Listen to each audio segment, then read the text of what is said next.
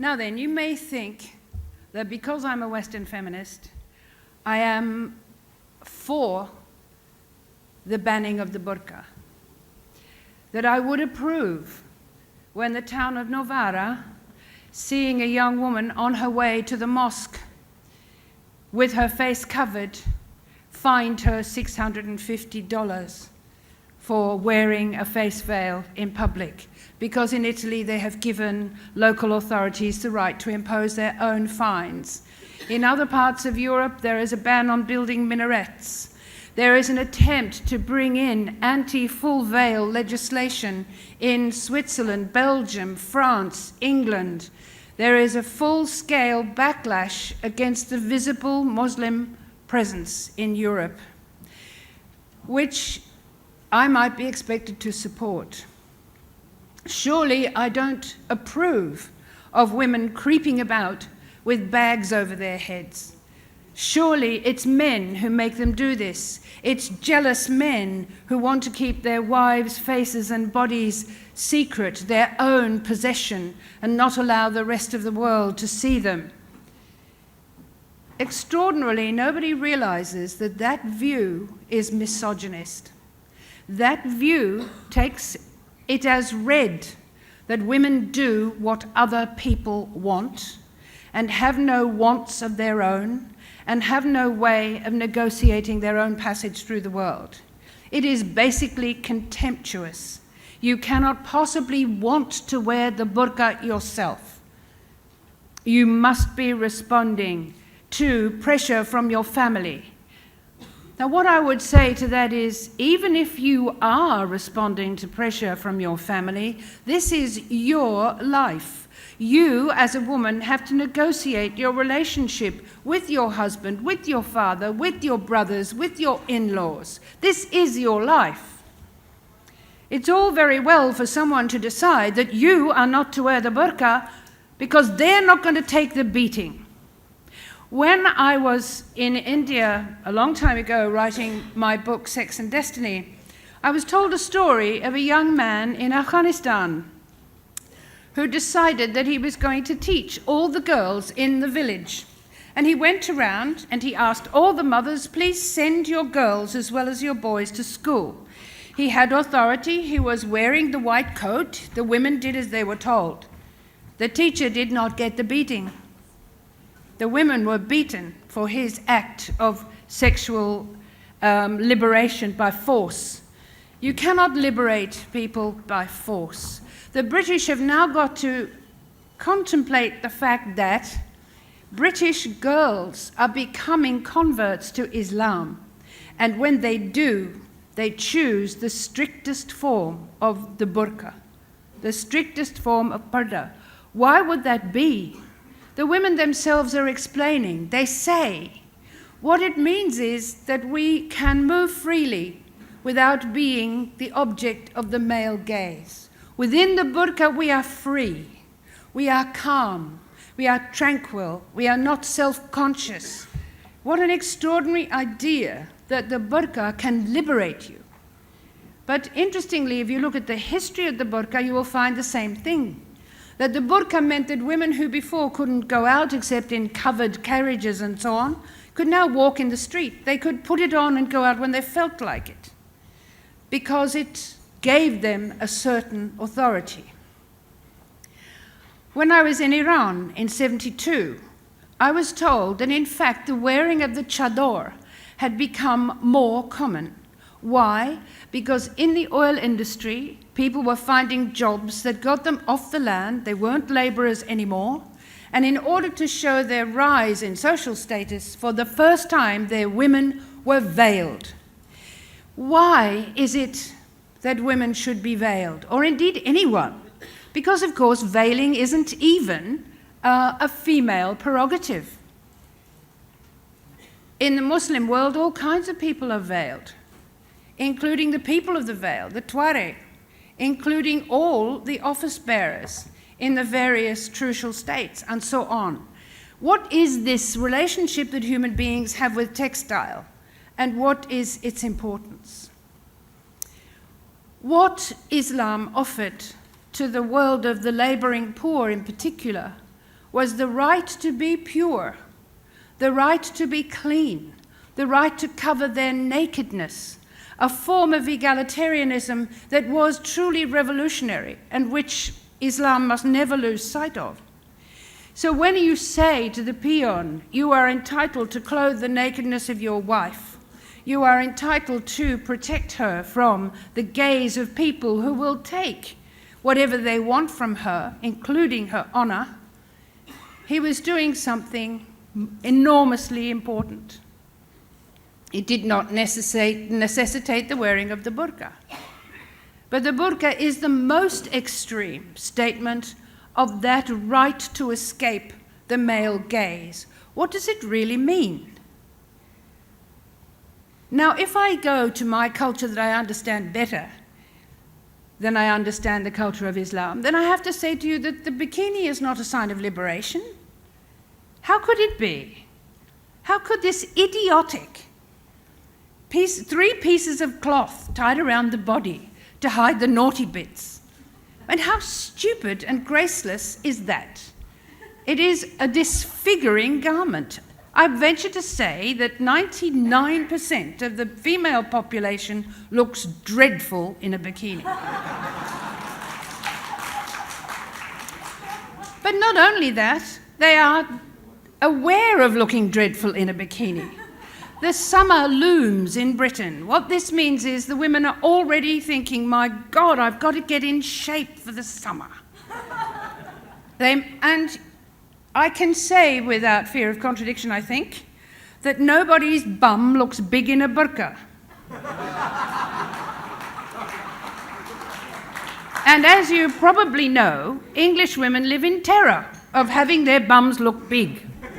And if I say to them, you need to understand that a female is a fat-bottomed animal.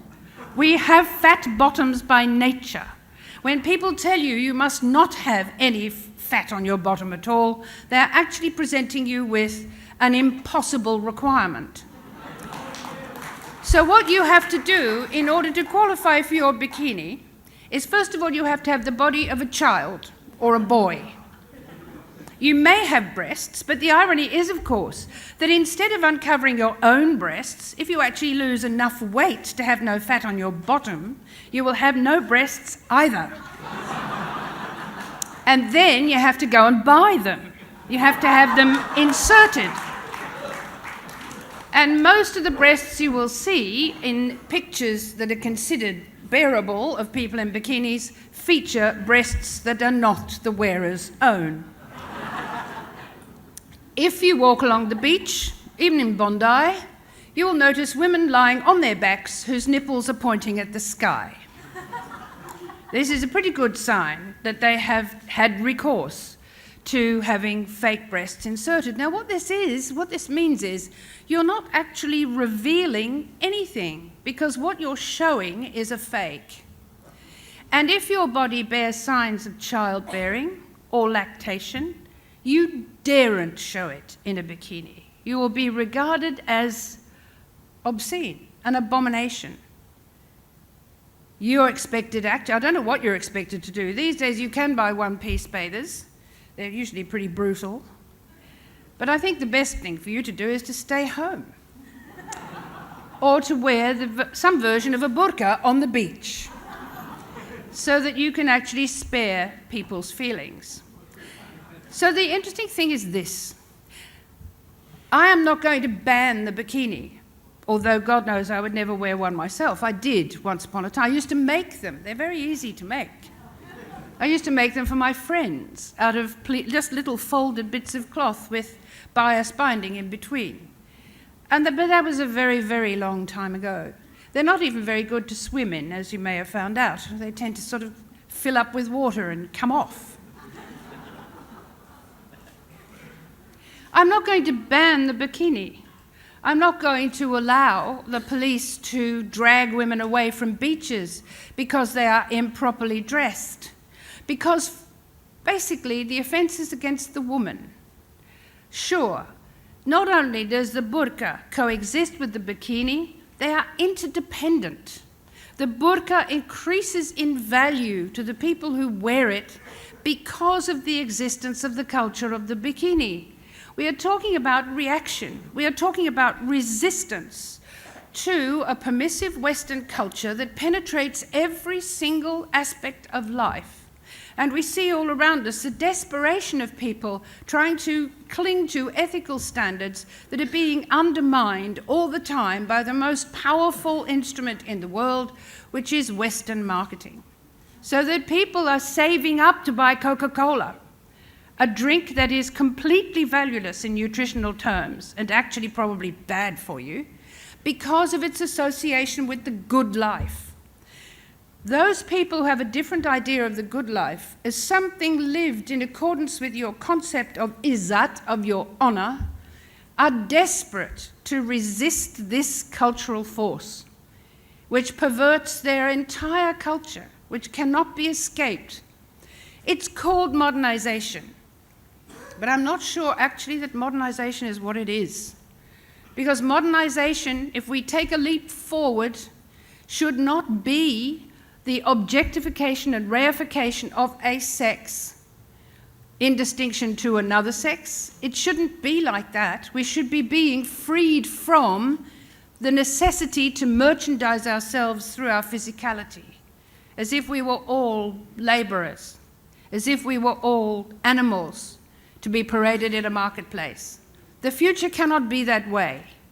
If the future is that way, then we will all be less free than we used to be when we were able to follow our own cultural norms. Now, my view is this, that we talk in England of multiculturalism. We don't know what it is. We don't know what it is to be genuinely cosmopolitan, where everybody in a society where everybody carries the insignia of the cultural group to which he or she belongs. And that insignia is respected for what it is, where you are allowed in one culture to live one way and allowed in another culture to live another. You don't have to live on top of each other. The burqa and the bikini don't have to live in the same street, because that is simply increasing the tension and the resistance. They can live in their own enclaves, in their own parts of the world. You can walk on the street in parda or in your burqa to go to the mosque without someone pulling it off you.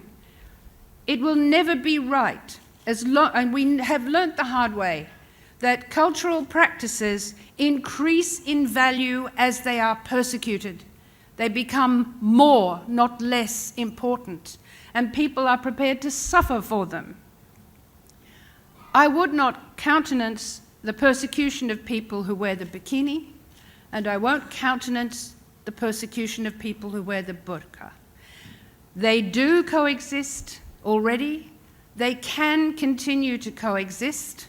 And with luck, eventually, as the social usefulness of both is seen to decline, both will, and they are both things that I deplore, they will both wither away, without anybody being fined or beaten or hounded or humiliated.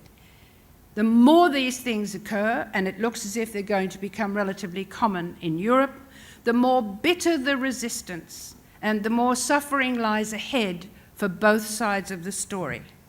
Thank you. Wow. And I thought I had been asked here today to represent Team Burqa. I'm pleased to find that that's not the case. When I did tell people that I was coming to Delhi and to the India Today Conclave to do this talk, I usually met with one of two responses. The first, I suppose, was incredulity. A friend said to me, well, what a stupid question. Of course the burqa and the bikini coexist. Haven't these people heard of the burkini? And the second was confusion. And another friend said, well, it depends, doesn't it? Can they coexist? What does it depend on, I asked. She said, well, it depends on how small the bikini is. I suppose the battle between religious fundamentalism and secular modernity have always been fought across women's bodies, now more than ever. And this business of national difference of who belongs and who doesn't. And to choose that or to decide that based on fabric is not only incredibly dangerous because it promotes culture clash, this idea of a tension between East and West, but also because it is teleologically wrong. How did we get to the point where we have condemned ourselves to these two very simple extremes, so that while Eastern women or Muslim women suffer the excesses of their religion, Western women are completely liberated. Western women have values, they have modernity and secularism and tolerance and democracy and all these lovely things, and we have culture. And you know, these ideas, unfortunately, we find them not just in the West or abroad, but certainly in India, in Pakistan, all over. They're not very subtle ways of expressing superiority, but they're very colonial gestures, which is why I had always hoped that we would be more resistant to them. And not just colonial gestures, but certainly very masculine gestures. And if we're going to essentialize, if we're going to say that Muslim women are burqas or are confined to burqas, then maybe we can do a little bit of essentializing the other way, I suppose.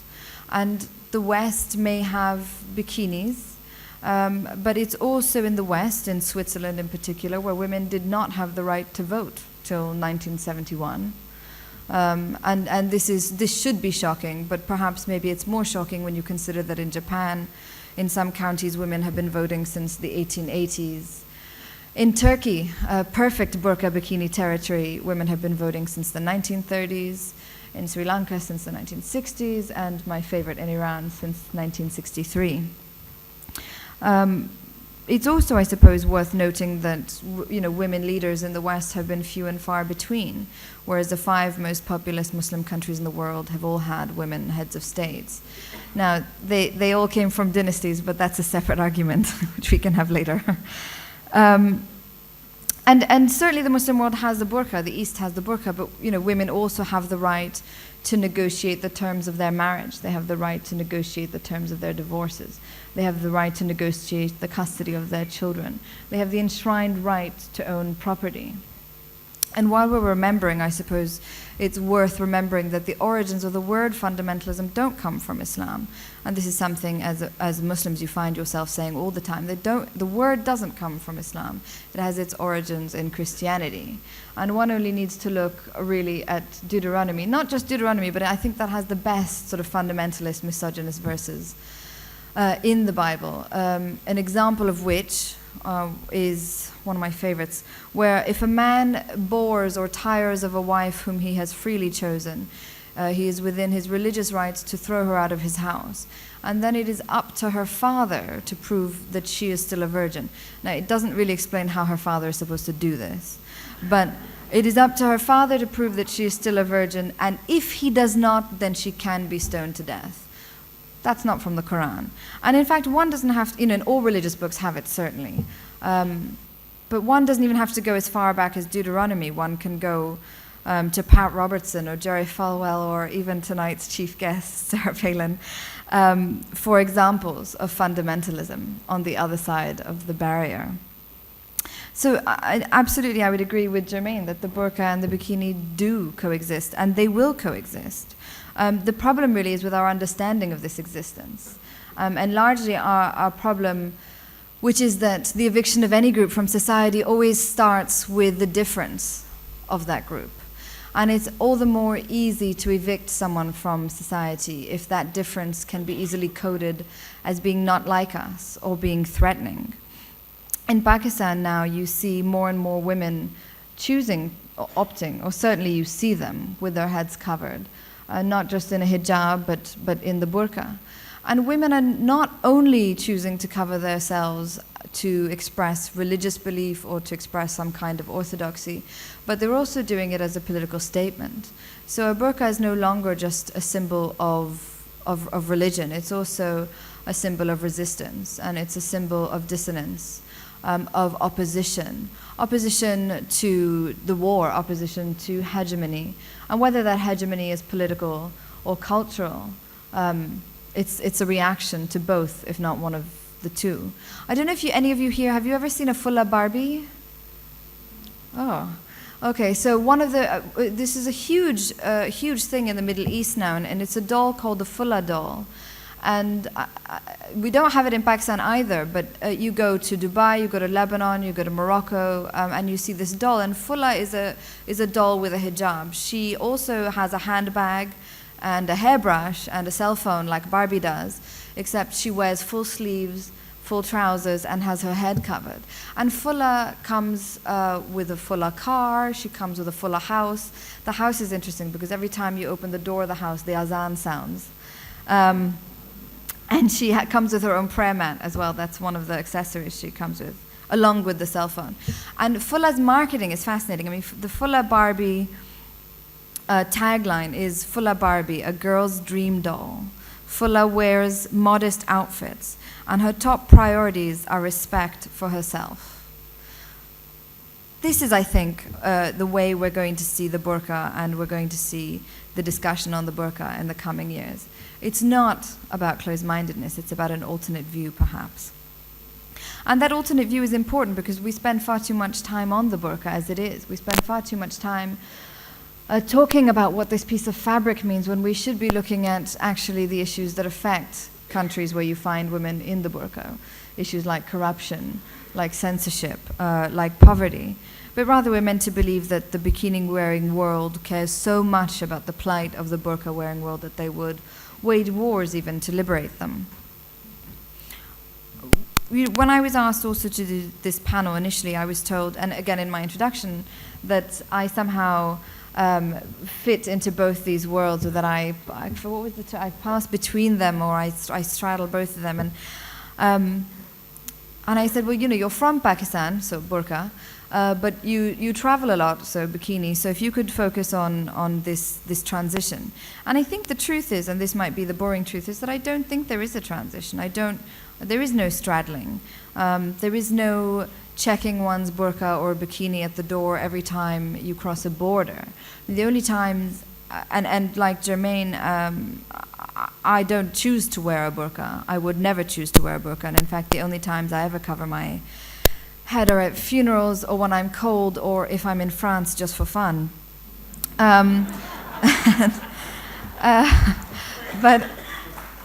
But this is the thing with France, isn't it? Is that banning the burqa in France doesn't make the world safer for bikini wearers. The only thing it does is it isolates. It isolates and it excludes and it evicts. And again, we don't need to be unfair to France. Maybe you followed this case with Southwestern Airlines in the States recently. Anyone? No? Where a woman, a young woman who is a postgraduate student at San Diego State University, was evicted of a Southwest Airlines flight because she was wearing a hijab. And because just before the plane was getting ready to take off, a stewardess passed by this hijabbed woman and heard her say into her phone, "It's a go." Now, this young woman, Iram Abbasi is her name, she didn't say, "It's a go." She said, "I have to go," like you do when your plane's about to take off and the pilot had just told you to shut your phone. But the reason she was thrown off an airline, and Southwest Airlines, by the way, is the same airline that allowed 3 minor children to cross state lines, buy tickets, board planes without their parents' approval. But yet they managed to eject Iram Abbasi. And the question is really is how much of that was to do with her hijab? Probably most of it.